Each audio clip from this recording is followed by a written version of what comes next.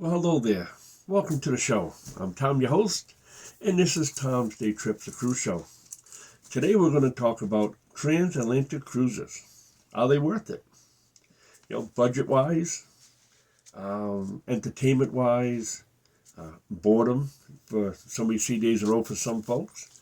So these are things we're going to discuss today. Pros and cons on a transatlantic cruise. So let's roll the intro.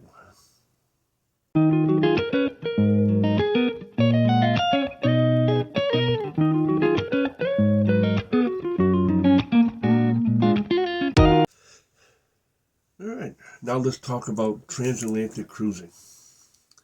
One thing I have to say, it's not for everyone. Some people don't like to be on a ship for that long period of time. Some people love to be on a ship for a long period of time. So we're going to talk about some of the pros and some of the cons on transatlantic cruising. We're going to talk about the pros first. Sometimes it is a budget-friendly cruise. If you're into a budget, this would be a cruise for you. For the price of one island hopper cruise, a lot of times you can take a 2-week transatlantic cruise. This is some examples that I have price-wise. NCL's putting out a 15-day cruise for $1,304, which is $86 a night. Royal Caribbean's putting out one for $895, which is a 14-day cruise, $63 a night. And Royal Caribbean's putting out a 15-day cruise for $838, which is $55 a night. This is just an inside cabin. It does not include port fees, taxes, drink packages, all the other stuff you would normally have to get on any cruise. Does not include it. This is just an inside cabin price only.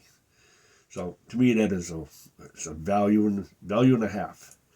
For a price of a week, you're actually going on the ocean for 2 weeks. And you're crossing the Atlantic. What an Atlantic cruise is, you're going from Europe to America or America to Europe. And then you have to fly back depending on what country you live in. Definitely an experience because you're out in the middle of the ocean. And when you're out in the middle of the Atlantic, you're out in the middle of the ocean. And that must be a sight to see. I haven't been on one yet. Hopefully I will do in my lifetime. But it definitely should be an experience. So that's definitely a pro. Another pro is you're going to be on the ship for a long period of time. Some people like the sea days. Sometimes you're going to have 6, 7, 8 sea days in a row. Some people just like hanging around the pools, relaxing, soaking up the sun, going to the bar, social gatherings, game shows, the trivia. They like all that onboard activity. So that's definitely a pro if you do like that type of cruise, to be on the ship and just don't go on shore. Some people don't like to go on the shore. So this would be a cruise for you also. Let's see. Especially if you're on a larger ship, because a larger ship has so much activities to keep you busy. So that's definitely a plus on that. So some of the cons are, this would be a con for me, is I don't like that many sea days in a row. I'm about maybe 2 sea days in a row, and I need to get on shore because I'm more of a destination cruiser. I like to cruise for destination, not to be on a cruise ship for a long period of time. That's just my preference. Not saying I wouldn't take the cruise and enjoy myself. I always say it's a bad day on a cruise ship is better than a good day at work. Huh? Am I right or right? Huh?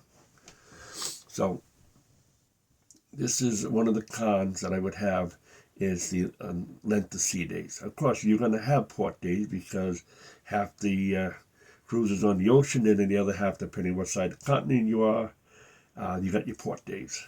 So that's definitely a con. Another con is if you're on a smaller ship, sometimes there's not as many activities as it is to keep you busy. So that's something you want to consider before booking your transatlantic cruise, is your itineraries. Are you going to be bored with that amount of sea days in a row? And is it right for you? So these are things you have to consider before you do take that type of cruise. So hopefully this information kept you informed. And another thing you should think about too is a lot of times you get that social interaction with people you meet. Sometimes you meet someone on your first sea day, and by the time the third sea day rolls around, you guys are best buds, and you're hanging out all the time, going to dinner, at the bar, shows. So it's definitely a good thing. So that's another thing you want to keep in mind. If you're a social butterfly, that might be a good thing also.